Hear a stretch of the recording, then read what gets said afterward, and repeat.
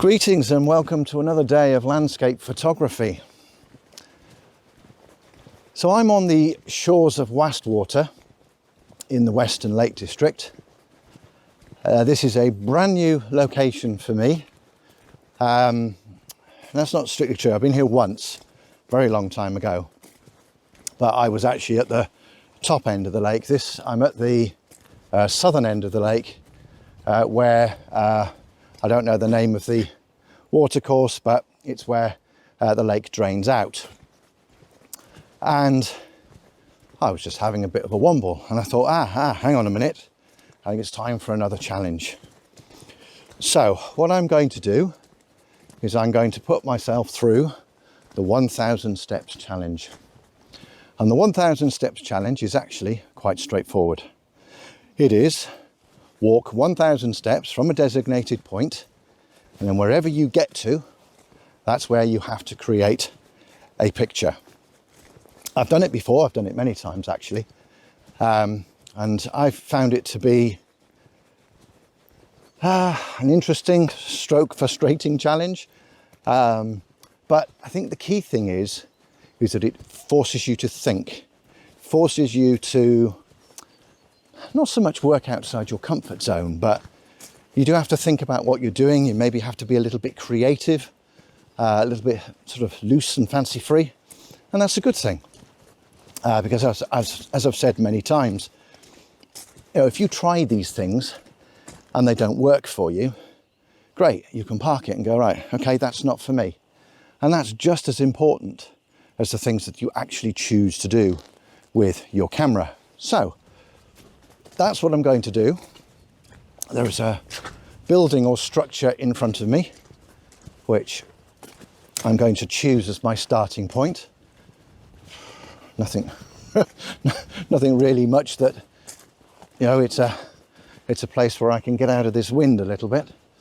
Take a look at the pedometer on my phone and go, right, 1,000 steps. So let's just get to this structure and then we'll take a look at the phone and do 1,000 steps.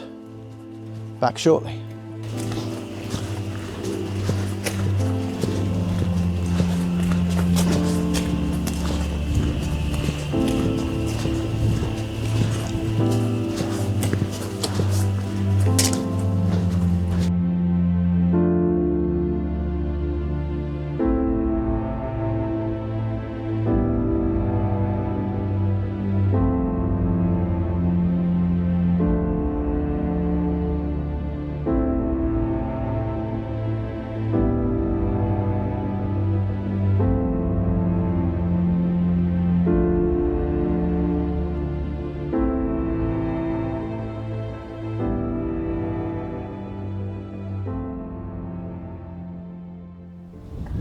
Okay, so I have royally mucked that one up.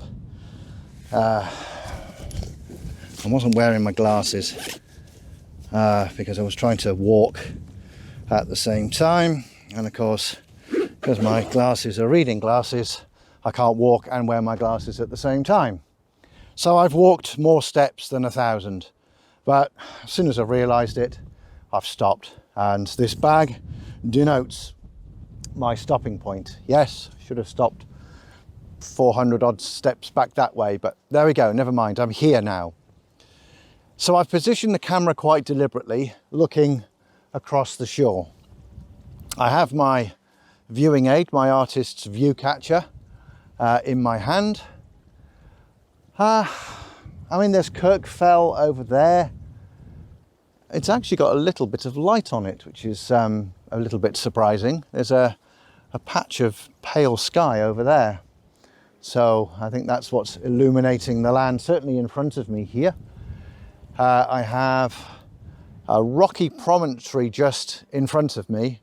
I don't know what that's called. If I can work it out, I'll stick it in as a caption. But beneath it, there are a group of trees. So if I use my artist's view catcher,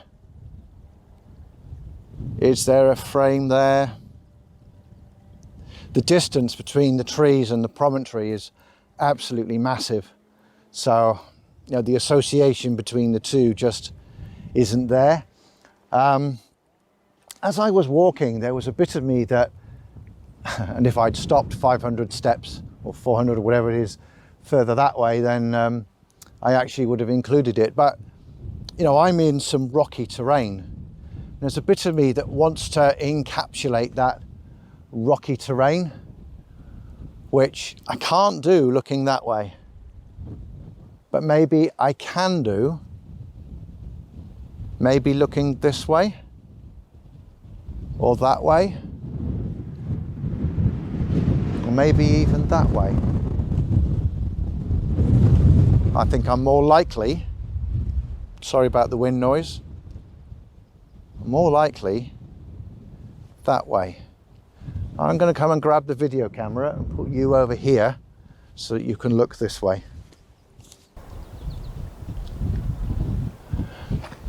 So when I was talking to you from when you were up there, and I was just looking around, this direction definitely works better than that one. I've just got more grass in this direction. There are some stunted trees and things like that, but they're messy, not particularly inviting, I don't think. Whereas here, I have a tree that stands out from the background. I'd love to do the larger tree. Let me come up and point them out to you. So the tree that's really catching my eye is that one right there. There's a larger tree over here. Let me just reposition the camera that way, and let's go up a tad. There's a larger tree here, but that doesn't work quite so well for me because the top of it breaks the horizon line and is in the sky. Also, the contrast between it and the background is very indistinct. The trunk is okay, but on our other tree here, it's there. It's very, very prominent. So let me just reposition the camera back that way and we'll come down a tad. There's my bag. There we go. Right, so let's go back down.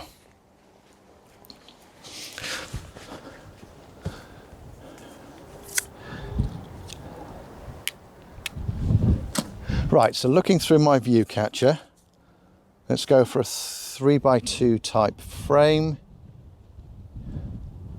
It kind of works, but I end up with the bottom right hand corner very empty. If we go for a square, still end up with that bottom right hand corner empty, excuse me.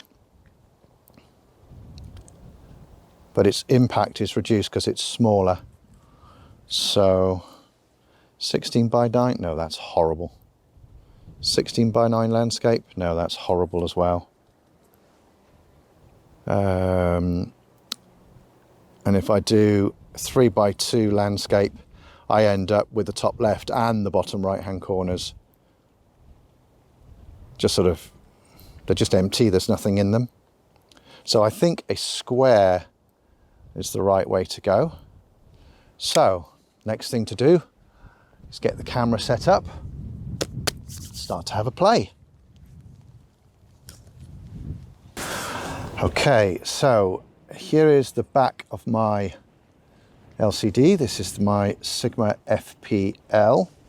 Now remember, when I was using the view catcher, I'd already decided that I would use a square. So let's select a square 1x1 frame. There we go. There's my square. I'm just going to artificially brighten the scene so that you can see it. That's a bit better. Sorry for the glare. Right, where's my tree? There's my tree right in the middle. So this is using my 28-70 lens. And if I zoom in, you can quite clearly see, I cannot just isolate the tree in the viewfinder. So I need to swap to my 100 to 400. So let's do that now. Okay, so I've now swapped to my 100 to 400 lens. The image is artificially brightened so that you can actually see the viewfinder. Unfortunately, I cannot do anything about the glare behind me. So using my geared head, I'm going to gradually zoom in until that object fills the frame. I'm going to adjust the level. So now all the level meter thingies are green. I'm going to adjust the composition again. I need to give the LCD a wipe, like so. Okay. Now for me that's a bit tight. The tree is very tight to the edge of the frame. So I'm going to give it a bit of space. And hopefully from here you can see what I mean about the corners being blank and empty. So this corner here, there's not a huge amount going on. And this corner here, there's not a huge amount going on. And there's not a massive amount that I can do about it because, well, the subject itself sort of lends to that kind of treatment. I think what I'm going to have to do is artificially darken the surrounding area to really allow this tree to stand out and take prominence in the frame. Now it's a relatively flat scene. I want the tree to be sharp and in focus, so I will choose an aperture, well, 5.8 I think will do it, which is the minimum that the lens at this focal length will allow. That's fine. So now I'm going to do focus. I'm on manual focus. So on this camera, as soon as I hit the focus ring, you end up with, it expands on the area that's in focus. So where is it on the tree? It's sort of, I already want it on the front of the tree. So let's adjust the focus point to be, so from this distance, it looks as if that branch is furthest forward. So I think that's where I'm going to choose my focus point. So let's make sure that tree is nice and sharp. Now it's wobbling because, of course, I'm using a long lens, and there's a little bit of a breeze blowing now, there's not much I can do about that.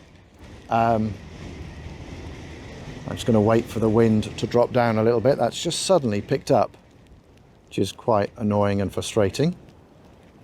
But there we go, can't be helped. So in terms of exposure, so I've artificially brightened the scene so that you can see it on the LCD.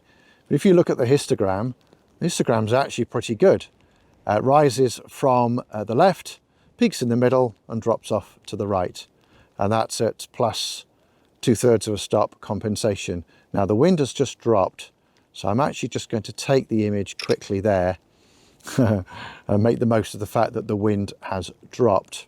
I use a 2-second timer, principally, especially on a lens like this, to allow any movement to settle down.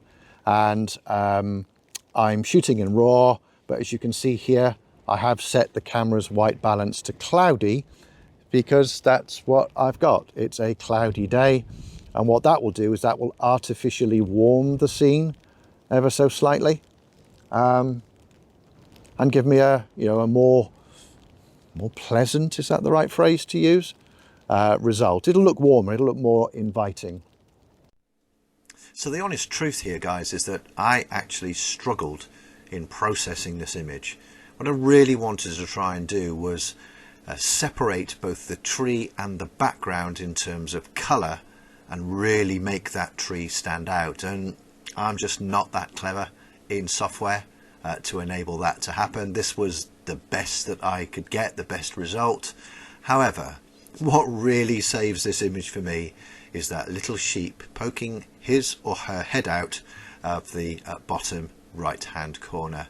That for me makes the image, and to some extent actually saves the image. But I just wanted to be honest with you guys about the fact that I have struggled to process this image into something that I'm really, really pleased with.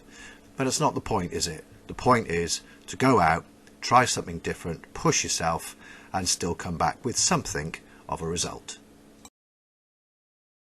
So drizzle has started to fall in earnest, so I need to call this video here because otherwise I'm going to get soaking wet.